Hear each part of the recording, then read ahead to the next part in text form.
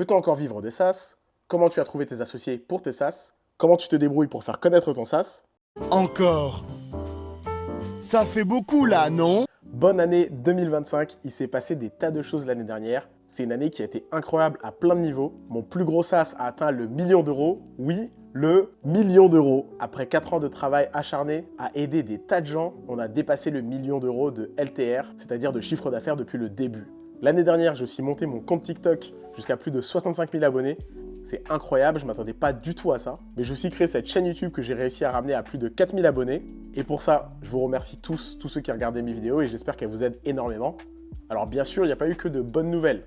L'année dernière, je devais lancer 3 projets, mais on y reviendra dans une autre vidéo. Alors il y a quelques jours, j'ai fait une annonce sur TikTok et sur Twitter pour demander aux gens de me poser des questions sur mon parcours ou sur mes projets afin que je puisse y répondre et le partager avec le plus de gens possible. Donc dans cette vidéo, on va répondre à plein de questions sur le SaaS, un peu de questions sur le freelancing et quelques questions sur mon parcours. Alors installe-toi bien, car tu vas apprendre plein de choses qui vont te servir si toi-même tu veux lancer tes propres SaaS ou tes propres projets en général. Je suis peut-être nouveau ou peut-être nouvelle sur cette chaîne, donc je vais me présenter rapidement. Ça fait plus de 11 ans que je suis développeur. J'ai commencé par une carrière de freelance, j'ai bossé pour des tas de startups dans la vie et même le ministère de l'Intérieur. Vers 2018, j'ai commencé à lancer d'autres types de projets. J'ai lancé une marque de vêtements qui n'a jamais marché. J'ai lancé un guide touristique sur le Japon, qui a même été adoubé par l'Office du tourisme japonais à Paris. C'est sûrement une de mes plus grosses fiertés, étant moi-même un très grand fan du Japon. Vers 2019, j'ai commencé à lancer mes propres micro-logiciels, mes micro-SaaS. Et par la suite, en 2020, j'ai créé mon plus gros SaaS aujourd'hui. On rentre tout de suite dans le vif du sujet et commençons par la question la plus évidente au début, sachant que je vous garde la meilleure question pour la fin. J'ai adoré cette question qu'on vient de me poser. Je te la garde pour la fin. Quel est ton parcours ? Je ferai sûrement une vidéo complète sur mon parcours, mais pour faire simple, j'ai commencé à apprendre le code quand j'avais 15 ans. J'étais un grand fan des mangas et des animés japonais, et même du Japon en général. C'est le pays que j'ai le plus visité dans ma vie d'ailleurs. Je suis allé 12 fois au Japon, et maintenant j'habite en Asie depuis 2 ans. J'habite à Taïwan. Donc j'ai commencé à apprendre à créer des sites web à 15 ans, d'abord avec des logiciels, puis ensuite j'ai commencé à apprendre le code pendant environ 8 semaines, avant de me stopper et de me remettre à fond sur le lycée, ce qui était d'ailleurs une très grave erreur, parce que j'étais mauvais en cours. Et qu'il faut toujours suivre ses passions pour ne pas les perdre de vue. Heureusement pour moi, juste après le lycée, je reviens dans le droit chemin, je décide de commencer par un DUT informatique que j'aime pas et que j'arrête, un BTS que j'aime pas et que j'arrête. Au final, je finis dans une école privée qui était beaucoup plus adaptée à ce que je voulais faire. J'ai fait 3 ans là-bas, dont 2 ans d'alternance, et c'est pendant ma 3e année d'alternance que j'ai commencé à me lancer en freelance. Après l'alternance, je suis parti habiter en Angleterre, et à partir de là, plein d'aventures se sont passées. Quel est ton TJM en freelance et son évolution sur les 5 dernières années? Alors le TJM en freelance, c'est le tarif journalier moyen, c'est-à-dire le prix auquel on se vend. Dans mon cas, aujourd'hui, je suis à un peu plus de 700 € par jour, mais dans beaucoup de cas, en fait, je facture au forfait, c'est-à-dire que je facture un prix total pour la prestation et pas un prix à la journée. Il y a 5 ans, début 2020, mon tarif était à 600 €, je venais de l'augmenter au moment où je suis rentré d'ailleurs chez le ministère de l'Intérieur. Comment alimentes-tu ton deal flow, c'est-à-dire comment je trouve des clients en freelance? Grosso modo, mes clients, je les ai trouvés de 4 manières différentes. Énormément de réseautage. Pour ça, il faut tout simplement parler avec les gens. Il ne faut pas être faux cul, il faut juste voir des gens, aller à la rencontre de personnes, aller à des événements, aller à des meet-up, être dans des communautés. Donc moi, j'ai eu beaucoup de réseautage grâce à mes anciens camarades de classe, mon patron d'alternance, des meet-up auxquels je suis allé et des groupes Facebook dans lesquels je faisais partie, comme le groupe Facebook VueJS Paris, où j'étais tellement actif que l'admin m'a nommé admin. Et dessus, j'ai trouvé plusieurs prospects qui sont devenus mes clients par la suite. Numéro 2, j'ai fait pas mal de SEO, que ce soit sur les plateformes de freelance où j'ai optimisé mon profil, ou encore grâce à un CV en ligne que j'avais qui m'a apporté énormément de gens. C'était un CV en ligne qui était optimisé pour le référencement, et sur mes premières années en freelance, il m'a apporté pas mal de prospects. Numéro 3, ce sont les agents de freelance. Donc là, je parle autant des agents directs et des plateformes. Moi, j'ai eu à une époque un agent où c'était une agence directement, et dans beaucoup de cas, les plateformes aussi. Même si les plateformes, c'est quelque chose que j'ai pas utilisé si souvent que ça, parce que j'ai rarement eu besoin. Et enfin, numéro 4, c'est un peu de création de contenu, mais aujourd'hui, vu que mon SaaS fonctionne très bien, et déjà depuis quelques années, je fais de moins en moins de missions freelance, je ne prends que les missions qui me plaisent. Comptais-tu créer du contenu TikTok beaucoup plus tôt ou ce n'était vraiment pas dans tes plans? Alors je continue rapidement avec 2-3 questions et après on va rentrer au cœur du sujet qui sont les SaaS. Mais là cette question est très intéressante. TikTok c'est quelque chose qui n'était pas prévu du tout. Pendant ma carrière de freelance j'ai aussi donné beaucoup de cours en école supérieure pendant près de 10 ans. Sauf que comme j'ai quitté la France il y a 2 ans déjà pour habiter en Asie, je ne pouvais plus donner de cours en présentiel, ça me manquait. Et donc TikTok était un peu un palliatif pour donner des cours à plein de gens. Et en même temps ça m'aide à avoir un certain branding. Même si pendant très longtemps je ne voulais pas montrer mon visage sur les réseaux sociaux. Mais j'ai passé le pas. Et on verra ce qui se passe. Est-ce que c'est facile de rencontrer des gens à Taïwan? Alors effectivement, j'habite à Taïwan, ça fait partie des pays que j'ai choisis. Si tu veux savoir pourquoi j'ai choisi Taïwan et pas la Thaïlande d'ailleurs, ce sont 2 pays différents. Si tu veux savoir pourquoi j'ai choisi Taïwan, dis-le moi en commentaire et je ferai une vidéo sur pourquoi j'ai choisi Taïwan plutôt qu'un autre pays. Mais grosso modo, est-ce que c'est facile de rencontrer des gens à Taïwan? Je pense que globalement, c'est facile pour ceux qui veulent rencontrer des gens. Moi, de mon côté, je suis quelqu'un d'assez solitaire. J'ai un petit groupe d'amis ici, vu que je connaissais quelqu'un à la base. Il y a plein d'événements qui se passent, mine de rien. Pas autant que dans d'autres pays d'Asie. Mais il y a notamment eu, par exemple, Product Hunt qui ont fait un événement à Taïwan. Il y a aussi des Hacker House qui existent. Donc voilà. As-tu déjà ressenti le syndrome de l'imposteur et comment y as-tu répondu? Ça, c'est une très bonne question. Au cours de mes 11 années en tant que dev, et même avant ça en fait, j'ai toujours eu des périodes où je me sentais pas légitime, pas la bonne personne, pas à ma place. Et je pense que c'est quelque chose qui fait partie de la vie en général quand on se remet souvent en question. Il n'y a rien de mal à ça en soi. Et moi, ce que j'ai toujours fait pour m'aider à aller mieux, c'est juste de faire des choses, de pratiquer, de mettre des choses à l'œuvre, de voir que ça marchait ou non. Et ça me confortait dans le fait que je savais faire des choses. Marcher, ça ne veut pas dire avoir des millions d'users ou des millions d'euros ou autre. Ça veut juste dire que si j'ai l'impression d'être un imposteur sur une certaine chose et que j'essaie d'aller la mettre en pratique, si je vois que j'y arrive, je considère que je ne suis pas un imposteur et que si des gens aiment mon travail, c'est que mon travail a une certaine valeur. Et si personne n'aime mon travail, bah, je vais m'entraîner pour faire mieux. Et puis voilà. Bon, maintenant on va rentrer dans les questions SaaS. Comment tu as trouvé tes associés pour tes SaaS? Alors ça, c'est comme le réseautage. Pour se créer un réseau, il n'y a pas besoin d'être faux cul et de parler à des gens avec qui on ne veut pas parler.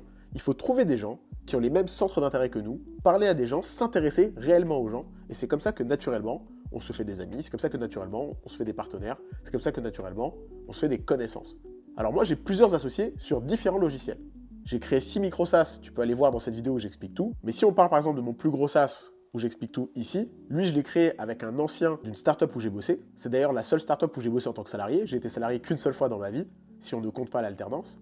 Et dans cette boîte, il y avait un CTO qui s'appelle Sébastien, et c'est lui qui est devenu mon associé sur Teacheasy. Un an après, on s'est associé avec une troisième personne qui était aussi une salariée de cette boîte-là, et voilà. Sur mes micro SaaS, je me suis associé avec le cousin d'un ami à moi que j'ai rencontré pendant ma période de digital nomade en 2019, parce qu'avant de quitter la France il y a 2 ans, je m'étais déjà lancé dans une petite période de digital nomadisme de 6 à 7 mois, de fin 2018 à 2019. Et enfin, mon troisième associé sur des projets à venir, qui s'appelle Steven, vous le verrez peut-être sur la chaîne, lui il habite en Corée du Sud en ce moment, et c'est le petit ami d'une ancienne élève à moi. Parce que même avec mes élèves, j'avais de très bons rapports, j'ai des élèves que j'ai pris en stage, j'ai des élèves avec qui j'ai même fait des projets, et j'ai des élèves qui sont des connaissances proches que je vois toujours. Donc comme je le dis, le réseautage, ça peut se faire partout, en tout temps, tant que vous trouvez des passions communes ou des rapports en commun. Le but, c'est d'être à l'écoute. Comment tu te débrouilles pour faire connaître tes SaaS? Ça, c'est sûrement la question la plus importante et je vais tout vous dire. Je vais tout vous dire, notamment pour Teacheasy, que vous voyez là. Alors, globalement, pour Teacheasy, voici exactement ce qui s'est passé. La première chose qui est importante quand on veut lancer un projet, que ce soit un SaaS ou autre chose, c'est qu'il faut bien déterminer sa cible et établir une niche dans laquelle on veut évoluer. Vous avez 3 façons de trouver des idées. La première façon, c'est d'être à l'écoute de ce qui se passe autour de vous, et donc vous allez voir des problèmes autour de vous. Parce qu'il ne faut pas trouver des idées, il faut trouver des problèmes. Et les idées qu'on va créer ne sont que des solutions possibles à ces problèmes. Donc la première façon de trouver des problèmes, c'est de regarder autour de vous les problèmes qu'il y a dans votre entourage, dans votre vie, dans ce que vous voyez, dans les communautés desquelles vous faites partie, ou encore, parmi vos proches, s'il y a des gens qui veulent faire des projets avec vous. Et donc il y a plein de projets comme ça que j'ai fait avec d'autres gens. Foreign Rap, par exemple, qui est un site de rap utilisé dans le monde entier, que j'ai fait avec un ami designer de l'école. Mussi, qui est une extension Chrome qui avait plus de 10 000 utilisateurs, qui a tellement marché que Combini en a parlé. Pareil, je l'ai fait avec un camarade d'école. La deuxième façon de trouver des problèmes, c'est de prendre quelque chose qui existe et de le faire en mieux. Mieux, ça ne veut pas dire plus de fonctionnalités. Mieux, ça peut dire pour un public différent, dans une langue différente, avec des fonctionnalités en plus ou en moins pour se concentrer sur une chose différente. Et c'est comme ça que j'ai créé Teacheasy. En 2020, j'étais formateur depuis déjà un moment. J'avais même tenté de créer une école qui a totalement flop en partie à cause du Covid. Et c'est parce qu'il y avait le Covid que je me suis dit, tiens, beaucoup de gens vont se mettre à faire des formations en ligne. Il leur faudra une plateforme qui soit simple et adaptée à la France. Et c'est comme ça que j'ai décidé de prendre quelque chose qui existait déjà, mais d'en faire un produit 100% français pour un public précis. Et c'est comme ça qu'on en est arrivé là aujourd'hui. Donc comme j'avais une cible précise et une niche précise, l'étape après, c'est de vérifier son idée, de la valider. Et pour ça, je suis allé dans plein de groupes Facebook de formateurs et d'entrepreneurs parmi lesquels il pourrait y avoir des formateurs. J'ai passé dessus un sondage où j'ai posé plusieurs questions sur leur outil idéal. Ça m'a permis d'avoir des tas d'emails. Par la suite, j'ai fait des bêta-tests qui m'ont aussi permis d'avoir des tas d'emails. Puis ensuite, j'ai fait une page de pré-lancement que j'ai partagée en DM à tous ceux sur Instagram qui avaient les mots-clés formateur ou formatrice. Et c'est comme ça qu'au total, j'ai récupéré environ 300 emails qui m'ont servi au lancement de Teacheasy. Et aujourd'hui, au moment où je parle, nos 4 canaux d'acquisition sont le SEO, notre programme d'affiliation, les publicités avec Google Ads, et disons en 4e, la création de contenu indirect, c'est-à-dire qu'il y a un bouche à oreille qui fait que beaucoup de gens créent du contenu autour de nous. Et voilà. Si tu veux une vidéo complète sur comment trouver des clients pour ton SaaS, dis-le moi en commentaire, et je ferai une vidéo spécifiquement sur ça. Alors n'hésite vraiment pas à le dire en commentaire. Ta visibilité sur les réseaux t'aide à combien de pourcents pour trouver des clients? Alors s'il y a bien une chose que l'année 2024 m'a appris, alors que je le savais déjà, mais l'année 2024 me l'a prouvé en x10, c'est que la création de contenu rapporte énormément de prospects quand on le fait correctement. Dans le cas de Teach Easy, mon TikTok ne me rapporte pas spécifiquement de gens, ou en tout cas je ne peux pas le mesurer, parce que je ne l'ai pas du tout créé dans ce but. Moi j'ai créé mon TikTok pour enseigner et partager de la connaissance. Pour autant, énormément de gens me demandent de bosser pour eux en freelance, me demandent de les former, de les coacher. Donc quand vous faites du bon contenu pour la bonne cible, vous allez attirer des personnes qui ont besoin de vos services. Si on veut ajouter un programme d'affiliation à notre SaaS, dans son cas à lui c'est une application mobile, comment on fait pour gérer la politique d'App Store et Play Store? Alors là, c'est vrai que c'est très compliqué. Quand on fait un programme d'affiliation, d'ailleurs c'est quelque chose qui nous rapporte beaucoup de clients chez Teach Easy, sur les apps mobiles c'est très compliqué parce que quand quelqu'un clique sur un lien d'affiliation, il ne va pas tomber directement dans l'application mobile. Il va d'abord tomber dans un store, il va falloir qu'il télécharge l'application, etc. C'est compliqué. Donc en dehors même de la commission prise par l'App Store, le vrai problème c'est plutôt comment on fait pour traquer les gens, comment on fait pour identifier les gens qui sont venus via de l'affiliation. Le moyen le plus simple que tu peux faire pour regarder ça, c'est d'aller regarder les outils qui ont des systèmes de parrainage comme les banques, etc. Et en fait, ça fonctionne d'une manière très simple. Ils vont vérifier que les gens font ça avec des codes promo. Donc toi, dans ton cas, tu as deux solutions. Soit en fait, quand les gens ils prennent un lien d'affiliation, ils payent en dehors de ta plateforme, ils payent sur le web, et là, tu n'auras pas les commissions d'App Store. Mais si en fait, ils payent avec un système de code promo ou de code parrain, dans l'application mobile, tu auras forcément le pourcentage qui est pris par l'App Store. C'est comme ça, tu n'auras pas le choix. J'ai créé mon application, comment la mettre en avant, de même pour mon jeu vidéo, etc. J'ai déjà fait plusieurs vidéos TikTok sur ça. Tu peux aller sur mon TikTok et taper comment trouver des clients. Mais tout à l'heure, j'ai donné un bon exemple aussi avec la manière dont j'ai trouvé des clients sur Teach Easy. De quelle façon trouver un besoin pour créer une solution? Alors ça, j'ai répondu tout à l'heure dans la vidéo quand je parlais de comment trouver des idées ou plutôt comment trouver des problèmes. Il faut vraiment que tu te dises comment je réfléchis à une cible, à une niche, comment je trouve des problèmes et comment ensuite je vais valider mon idée. Et pour valider son idée, il y a vraiment plein de façons. Faire un sondage, aller parler aux gens, mettre une page de pré-lancement avec un tarif par exemple. Il y a vraiment plein de façons de valider son idée, mais ce qui est le plus important, c'est d'être sûr d'avoir un public précis en tête. On ne peut pas se dire « je veux vendre à tout le monde ». Bon, on arrive maintenant à la question fatidique, peut-on encore vivre du SaaS en 2025? La réponse, c'est bien évidemment que oui, on peut vivre du SaaS, ou même de d'autres types de projets tech d'ailleurs. Et même plus généralement, on peut vivre d'un business. La question c'est combien? Est-ce que c'est gagner 1000 euros, 2000 euros, 5000 euros, 10 000 euros, 30 000 euros? Ce sont des étapes très différentes et tout ça, ça va dépendre de l'intensité qu'on met. Le problème aujourd'hui, c'est que beaucoup de gens ont été matrixés par des vidéos qui disent « tu verras, c'est facile ». Ce n'est pas facile, c'est simple. Créer aujourd'hui un projet tech, dans beaucoup de cas, c'est simple. C'est-à-dire que les principes pour le lancer sont simples, en fonction de la compétence qu'on a. Les barrières à l'entrée sont beaucoup plus simples qu'avant.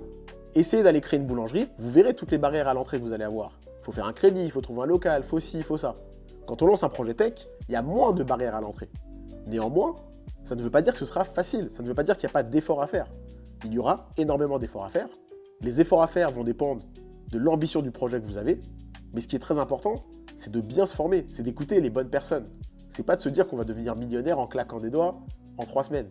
C'est pas comme ça que ça se passe. Mais est-ce qu'on peut en vivre? Oui. Et je vais même révéler quelque chose d'assez important. Sur Teach Easy, par exemple, moi personnellement, je me verse 5000 euros par mois. 5000 euros, c'est largement inférieur à ce que je gagnais quand j'étais freelance à temps plein. Notamment quand j'étais en régie, par exemple. En régie, c'est quand on va directement chez le client, etc. Aujourd'hui, par exemple, si j'allais en régie à 700 euros par jour, je serais à 14 000 euros par mois de chiffre d'affaires. Sur 14 000 euros par mois, même en enlevant tous les impôts, tout ce qu'on veut, si on veut résumer, ça fait 7 000 euros par mois net. Donc là, aujourd'hui, je gagne moins. Mais la différence, elle est où?